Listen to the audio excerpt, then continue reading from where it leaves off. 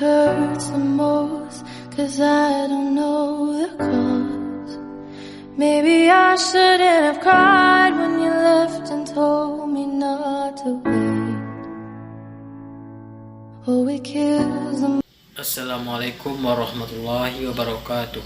Perkenalkan, nama saya Nofra, saya berasal dari kelas 11 IPA 5. Pada kesempatan kali ini saya akan mempresentasikan bab 2 tentang wirausaha produk rekayasa sistem teknik. Sebelum itu teman-teman harus tahu apa pengertian dari sistem. Sistem berasal dari bahasa Latin yaitu systema dan dari bahasa Yunani systema. Arti dari kata tersebut yaitu suatu kesatuan yang saling bekerja sama.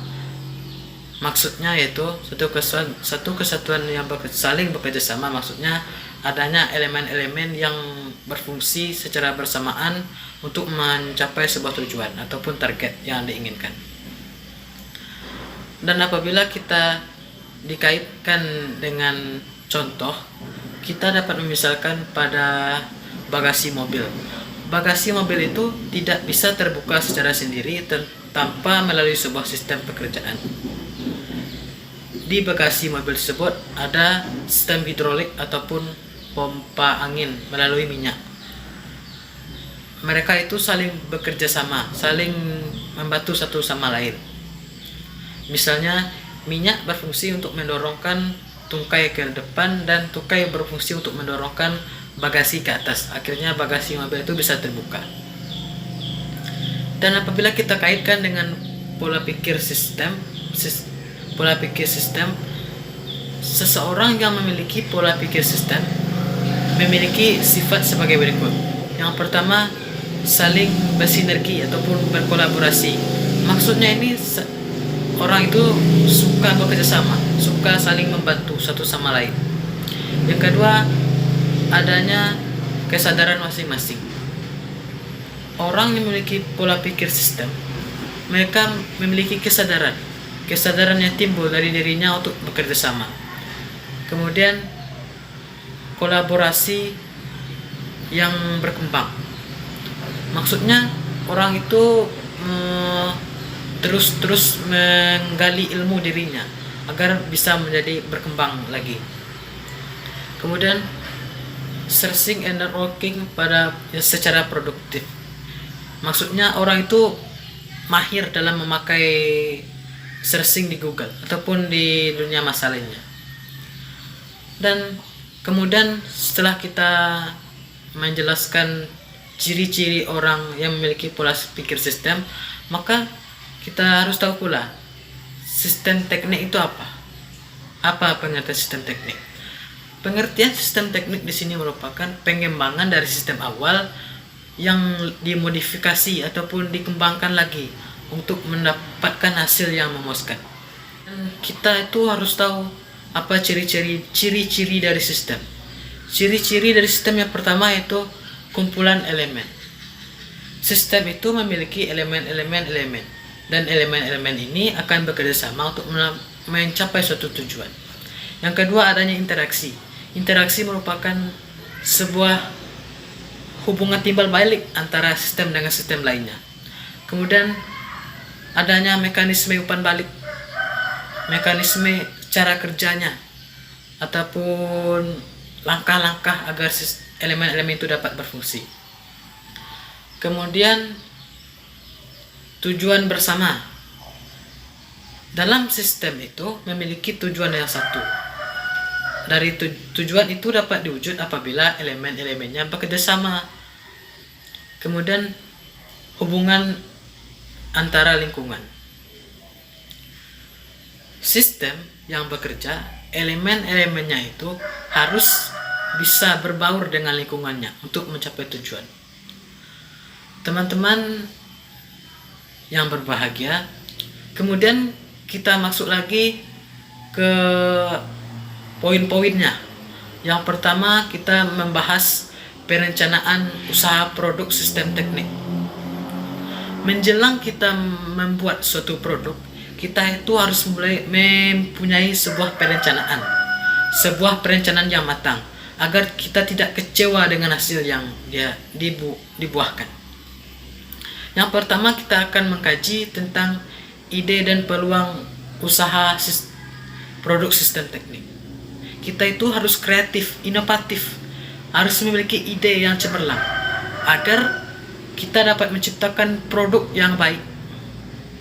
Dan kita harus juga memperhatikan peluangnya. Peluangnya maksud di sini maksudnya jika kita membuat sebuah produk, maka kita harus tahu peluangnya di mana. Apakah di sektor industri, apakah di sektor pertanian, apakah di sektor lain-lainnya. Kita itu harus tahu agar produk yang kita hasilkan itu tidak sia-sia untuk kita ciptakan. Yang kemudian kita akan membahas sumber daya yang digunakan. Semua proses menciptakan produk, semua kegiatan akan membutuhkan sumber daya 6M. Yang pertama, man ataupun manusia. Manusia ini dijadikan sebagai alat penggerak aktif. Alat penggerak aktif dalam sebuah memproduksi barang. Yang kemudian method. Method ini cara kerjanya, cara sistemnya. Misalnya kita membuat sebuah kerajinan tangan, misalnya vas bunga, kita harus tahu teknik-tekniknya apa saja. Apakah teknik mengecat, apakah teknik merakit, atau sebagainya. Kemudian yang ketiga, money. Money ini uang. Kata orang sih uang itu segalanya. Iya memang, tapi uang itu akan membawa kemudaratan apabila kita tidak bisa mengendalikannya. Apabila kita bisa mengendalikannya, maka uang tersebut akan mengantarkan kita ke tujuan hidupnya senang. Dengan uang kita bisa menciptakan segala hal. Yang keempat yaitu machine. Machine ini teknologi. Teknologi maksudnya alat yang kita gunakan. Misalnya kita membuat sebuah keramik misalnya. Jika kita membuat sebuah keramik, maka kita harus punya teknologi. Teknologi misalnya teknologi membuat batiknya tersebut, teknologi memadatkan tanah liat tersebut dan sebagainya. Yang ke-6, pasar, market. Market di sini diartikan sebagai tempat kita menyalurkan, tempat kita menjual barang-barang kita tersebut. Apabila kita menciptakan sebuah produk, kita harus butuh pasar tersebut. Kenapa demikian? Karena pasar itu tempat kita menyalurkan barang, tempat kita menjual agar kita memperoleh keuntungan. Kemudian kita akan membahas tentang administrasi usaha. Administrasi ini sangat penting. Kenapa demikian? Di administrasi inilah yang menentukan kita untung ataupun kita rugi. Dalam administrasi ini ada catatan pengeluaran, pemasukan, dan catatan lainnya. Jika kita tidak mempunyai administrasi, maka semuanya akan kacau. Nggak akan jadi semuanya. Kemudian kita kebutuhan pasar terhadap produk. Ini berkaitan dengan selera konsumen. Kita membuat produk, kita harus tahu selera konsumennya seperti apa, produk apa yang laris, produk apa yang disukai konsumen. Jika kita tidak memperhatikan poin ini, maka produk yang kita hasilkan itu sia-sia, nggak berguna. Jadi dalam membuat produk sistem teknik itu kita harus memperhatikan kebutuhan pasar, kebutuhan konsumen. Kemudian dalam kebutuhan pasar ini dikaitkan dengan sistem teknik dan ada tahap-tahap perencanaan dalam usaha. Yang pertama yaitu memulai. Tahap memulai ini kita itu ya seperti tadi, kita harus meluangkan ide-ide kita, meluangkan kreatif inovatif diri kita. Dan kemudian melancarkan, melaksanakan. Melaksanakan maksudnya kita itu harus menjalankan apa tujuan, apa produk kita ingin buat, maka kita laksanakan, kita buat produk tersebut. Kemudian tahap mempertahankan. Tahap mempertahankan ini maksudnya kita tuh harus punya sikap pede, percaya diri terhadap produk yang kita buat tersebut. Kita harus mempertahankan produk kita dan kita harus bisa berdaya saing dengan produk yang lainnya. Kemudian keempat, kita mengembangkan. Mengembangkan maksudnya itu kita memodifikasi, membuat model terbaru produk kita tersebut. Kita kembangkan dari model ini ke model yang ini. Teman-teman yang berbahagia, kemudian kita masuk ke poin yang itu, ataupun poin yang kedua. Kita akan membahas sistem produksi produk sistem teknik. Yang pertama, kita akan membahas tentang aneka ragam alat sistem teknik. Dalam kehidupan sehari-hari maupun di masyarakat kita ataupun di tempat lainnya, banyak kita temukan contoh alat-alat sistem teknik. Misalkan secara sederhana saja, kita contohkan alat pembuat tepung. Alat pembuat tepung itu merupakan contoh dari produk sistem teknik. Kenapa demikian? Karena pada mesin pembuatan tepung itu ada dua komponen ataupun dua elemen yang saling bekerja sama untuk menghasilkan tepung. Saya jelaskan komponen-komponennya. Dalam mesin pembuatan tepung ada dua komponen. Yang pertama, komponen pemecah tepung. Misalnya kita akan membuat tepung beras, maka komponen pemecah inilah yang akan menghaluskan atau menggiling beras-beras menjadi halus. Yang kedua, komponen penyaring. Komponen penyaring ini berfungsi untuk menyaring dari tepung yang dihasilkan oleh pemecah. Apa fungsi dari elemen penyaring? Fungsinya itu agar mengasingkan tepung-tepung yang masih kasar ataupun residu-residu yang berasal dari komponen pemecah. Contoh alat lainnya yaitu alat pengering padi. Memang di negeri kita ini ataupun banyak luar, orang mengeringkan padi dengan menjemurnya di lapik plastik ataupun di lantai. Tetapi orang-orang luar lebih kreatif. Daerah-daerah lain itu lebih kreatif, inovatif mereka. Mereka menciptakan sebuah produk pengering padi. Mereka buat sebuah tempat ataupun sebuah rumah kecil, maka dia beri atap seng. Atap seng inilah yang akan menyerapkan panas yang datang dari matahari, diserap oleh seng ini, maka seng ini otomatis menghasilkan panas. Maka panasnya itulah yang akan mengeringkan padi. Dan padi yang disimpan di tempat ini lebih tahan lama, lebih aman. Contoh alat lainnya yaitu alat pencetak arang. Alat pencetak arang ini memang jarang kita temukan. Memang orang-orang daerah yang agak maju sedikit lah yang bisa menciptakan tersebut. Kemudian kita masuk ke poin yang kedua. Poin yang kedua ini kita akan membahas manfaat dari produk sistem teknik. Kita menciptakan sesuatu itu pasti akan membawa manfaat. Jika membawa kemudaratan, siapalah yang mau membeli produk tersebut? Maka apa sajakah manfaat dari produk sistem teknik? Yang pertama itu meningkatkan produktivitas. Meningkatkan produktivitas maksudnya mengefisienkan waktu, mengefisienkan kerja dari lambat menjadi cepat. Misalnya tadi kita membuat tepung. Jika kita menggunakan teknik original ataupun teknik tradisional, maka itu akan membutuhkan waktu yang lama. Jika kita menggunakan produk sistem teknik, maka penciptaan tepung itu akan cepat, akan lebih efisien, efektif waktu yang digunakan. Manfaat yang kedua yaitu memberikan kemudahan dalam berbagai pekerjaan. Memang alat produk sistem teknik itu akan memberikan kemudahan bagi penggunanya. Penggunanya itu tinggal mengontrol aja. Mengontrol maksudnya dia mengendalikan alat tersebut akan dapat menghasilkan sebuah aktivitas yang maksimal. Yang kedua, mengacu kreativitas. Mengacu kreativitas maksudnya jika kita menggunakan produk sistem teknik. Produk sistem teknik ini memang produk baru, produk zaman now misalnya. Jika kita menggunakan itu, nampak kita itu orang yang kreatif, orang inovatif.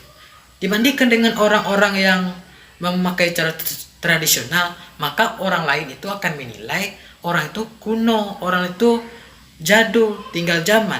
Maka jika kita menggunakan produk sistem teknik, maka kita akan tampil lebih kreatif. Kemudian terciptanya lapangan kerja. Jika kita membuat sebuah produk sistem teknik yang kecil-kecilan, memang enggak membuka lapangan pekerjaan untuk dia sendiri aja. Tetapi jika kita menciptakan sebuah produk sistem teknik yang besar, misalnya kita menciptakan produk sistem teknik pembuatan tahu. Jika kita membuat sebuah produk sistem teknik pembuatan tahu, maka akan membuka lapangan pekerjaan. Misalnya yang pengontrol ini orangnya, yang proses pemanasan ini orangnya, maka akan dibutuhkan tenaga kerja yang baru. Maka produk sistem teknik ini akan membawa manfaat bagi banyak orang. Poin yang ketiga, kita akan membahas potensi usaha sistem teknik di daerah. Pada poin ini kita akan mengacu pada potensi, maksudnya tingkatan ataupun kemampuan menciptakan produk sistem teknik disesuaikan dengan tempat. Di sini seseorang itu akan beradaptasi dengan tempatnya. Di tempat ini cocok produk sistem tekniknya. Di tempat yang ini pula yang cocok untuk produk sistem tekniknya. Maka orang itu akan beradaptasi, akan menyesuaikan diri dengan lingkungannya. Misalnya mereka tinggal di pantai misalnya, maka ya mereka itu akan berpikir kreatif untuk menciptakan produk sistem teknik untuk daerah pantai. Jika orang itu tinggal di pegunungan misalnya, ya orang itu akan berpikir kreatif untuk menciptakan produk apa yang akan dibutuhkan orang di pegunungan.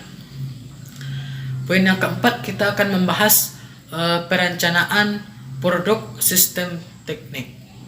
Pada kesempatan kali ini kita akan mencoba menguraikan tata cara pembuatan Tom Spray aerator untuk zat warna alam indigo.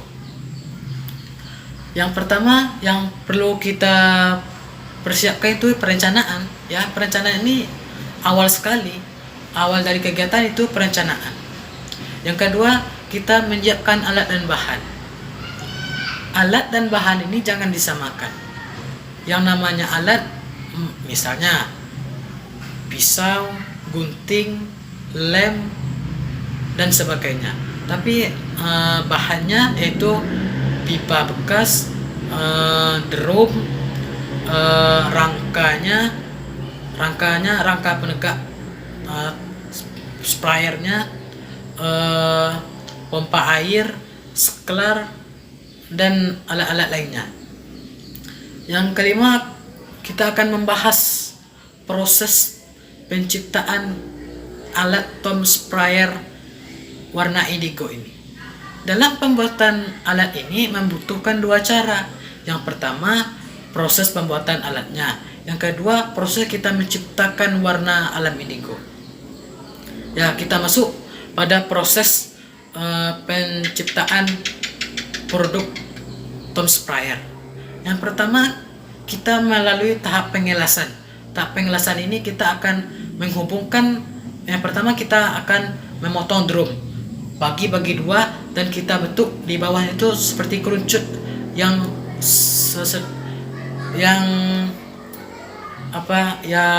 bisa paralon menghubungkannya. Yang kedua, kita tahap penjambungan antara drum yang di atas dengan paralon yang di bawah, dan disambungkan pipa ke bawahnya lagi, dan ya pipa ini dihubungkan dengan pompa airnya. Maka dalam produk itu mereka bekerja sama.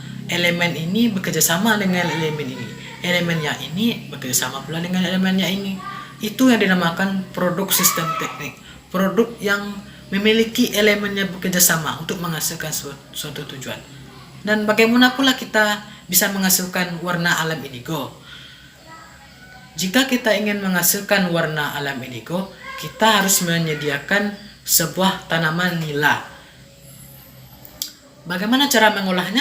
Cara mengolah yang pertama itu kita menyediakan tanaman nila. Kita kumpul sebanyak 1 sampai 2 kilo. Kemudian tahap perendaman. Tahap perendaman ini kita merendamkan tanaman nila ini pada ember. Kita rendamkan selama 1 hari ataupun 24 jam. Yang kedua, tahap sedimentasi. Apakah yang maksud dengan sedimentasi? Tahap sedimentasi itu tahap pengendapan, tahap menghasilkan. Jika sebuah tanaman itu diendapkan, maka tanaman itu akan mengeluarkan warna yang dikandungnya. Kemudian kita akan membahas tentang pengemasan produk. Pengemasan produk ini tidak asing lagi kita kenal. Kemasan artinya bagian luar, bagian yang melindungi, maksudnya itu. Apakah tujuan dari pengemasan? Tujuan dari pengemasan yang pertama menarik perhatian konsumen. Tujuan ini berfungsi untuk menarik konsumen. Jika produk itu diberi kemasan yang semenarik mungkin, seinovatif mungkin, kreatif mungkin, maka produk itu akan disukai oleh konsumen. Yang kedua, melindungi produk yang di dalam. Produk yang kita hasilkan, jika kita beri kemasan, otomatis produk di dalamnya akan terlindungi. Apalagi kita beri kemasan tersier.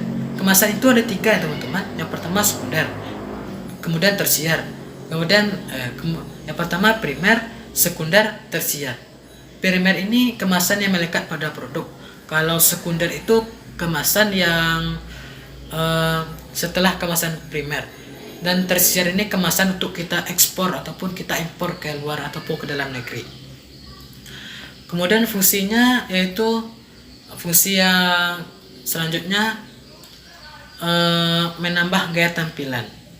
Produk yang dihasilkan jika kita memberi kemasan, maka tampilannya akan tambah menarik, tambah bagus, dan diminati oleh banyak konsumen. Dan pada kemasan itu ada label. Apa saja isi label? Label berisi yang pertama, apakah nama produknya, yang kedua komposisinya, yang ketiga tanggal berakhirnya, yang keempat tanggal penciptaannya, yang kelima bahan-bahannya, dan bahan itu ada misalnya kemasan biskuit misalnya. Di belakang itu pasti ada komposisi gula 50%, air 30% dan sebagainya. Kemudian selanjutnya teman-teman yang berbahagia, kita akan mengkaji tentang BEP, Break Even Point. Break Even Point ini merupakan sebuah kondisi ataupun sebuah posisi di mana sebuah perusahaan itu tidak mengalami kerugian dan tidak pula mengalami keuntungan. Maksudnya modal yang dikeluarkan tidak membawa keuntungan dan tidak pula yang membawa kerugian. Nah, bagaimana cara kita menghitung BEP? BEP ini dapat kita hitung dengan total biaya per harga penjualan. BEP ini sangat perlu bagi sebuah instansi ataupun perusahaan. Kenapa demikian? Karena dengan BEP ini seorang pengusaha itu tahu apakah dia rugi ataupun dia untung.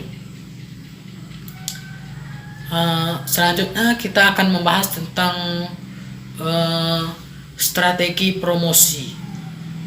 Ya, jika kita menciptakan sebuah produk, tak asing lagi kita dengar istilah promosi ya. Promosi itu kita memperkenalkan, memberitahu bahwa ini produk saya, ini keunggulannya, ini kelebihannya. Dan kita itu harus tahu gimana sih strategi promosinya. Sebelum kita membahas strateginya, kita harus tahu apa manfaat produksi dan apa saja sasaran promosi. Apakah manfaat promosi? Yang pertama, orang lain tahu bahwa kita punya produk. dengan kita promosikan produk kita, maka orang luar ataupun orang dalam akan tahu. Ya, misalnya si Badu itu menciptakan sebuah mobil remote. Orang lain tidak akan tahu bahwa si Badu ini punya mobil remote, melainkan melalui proses promosi.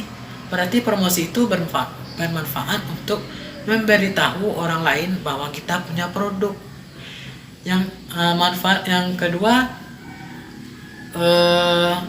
meningkatkan jumlah penjualan, meningkatkan angka penjualan.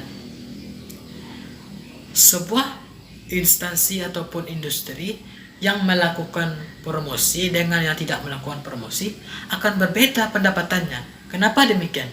Jika industri ini promosi, industri ini tidak, otomatis orang lain itu akan tahu bahwa industri ini punya produk, dan orang lain tidak tahu bahwa industri ini tidak punya produk karena industri di sini ini tidak promosi.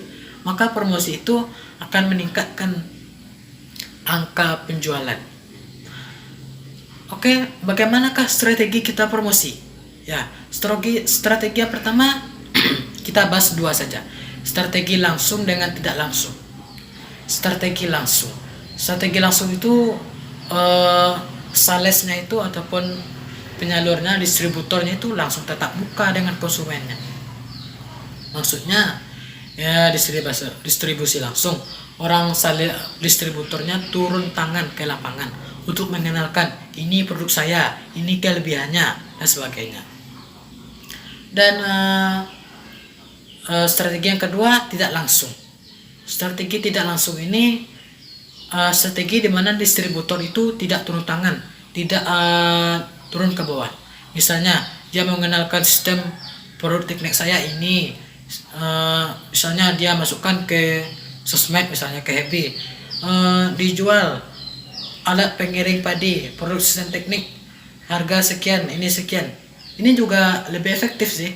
Tapi jika dibandingkan antara dua ini, antara promosi langsung dengan tidak langsung, saya rasa lebih efektif yang langsung ini. Kenapa demikian? Karena dengan kita promosi langsung, jika misalnya kita memperkenalkan produk sistem teknik saya, alat pemecah tepung otomatis misalnya, kita perkenalkan kepada ibu-ibu, ini produk saya, ini kelebihannya ibu-ibu, ini keunggulannya ibu-ibu. Dan promosi ini akan berguna untuk jika kita menciptakan sebuah produk sistem teknik.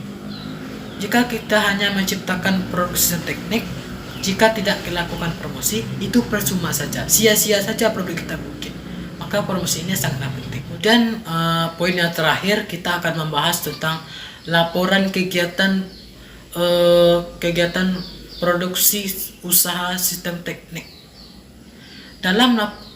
Teman-teman tahu nggak pengertian laporan? Laporan itu artinya yaitu data ataupun tulisan-tulisan yang berisi tentang pengeluarannya, pemasukannya, modalnya sekian, alatnya ini, itu laporannya. Tetapi laporan itu dibagi pula menjadi beberapa macam. Yang pertama, laporan laba rugi. Laporan laba rugi ini menjelaskan tentang menjelaskan bahwa apakah industri ini rugi atau ini mendapatkan laba sekian, rugi sekian. Kemudian yang kedua, laporan perubahan modal. Jika kita melakukan perubahan modal, itu akan membutuhkan laporan. Kenapa demikian? Karena jika kita tidak mempunyai laporan, maka apa yang kita ajukan ke atas? Gak mungkin orang atas itu menurunkan modal ke bawah untuk mendanai produksi kita, melainkan ada laporannya. Dalam laporan perubahan modal ini, misalnya modalnya bertambah, misalnya dalam laporan itu ya dijelaskan apakah alat-alatnya tambahannya yang belum dibayar. Laporan macam-macam laporan selanjutnya yaitu neraca. Neraca tidak asing lagi kita kenal. Dalam kehidupan sehari-hari ini, neraca itu dikenal sebagai timbangan. Dan neraca inilah yang menentukan bahwa apakah industri produk sistem teknik ini mengalami kerugian, apakah produk sistem ini mengalami keuntungan misalnya. Kemudian laporan terakhir yaitu laporan arus kas. Laporan arus kas ini dia mencatat segala uang masuk, segala uang keluar dari sebuah industri perusahaan teknik. Terakhir yaitu kita melakukan evaluasi. Kita kita terampil dalam membuat sebuah perusahaan teknik itu dinamakan evaluasi. Dan langkah-langkahnya bisa teman-teman lihat pada buku. Mungkin demikian saja presentasi materi kita pada kali ini bab 2 tentang wirausaha produk sistem teknik. Dan apabila teman-teman ada yang nggak paham ataupun kurang mengerti, bisa tanyakan kepada saya, Nofra. Hubungi saya secara japri ataupun dan sebagainya. Saya tutupi saja dengan membaca wassalamualaikum warahmatullahi wabarakatuh. Oh, it's harder when they don't know what they've done. Thinking it's best that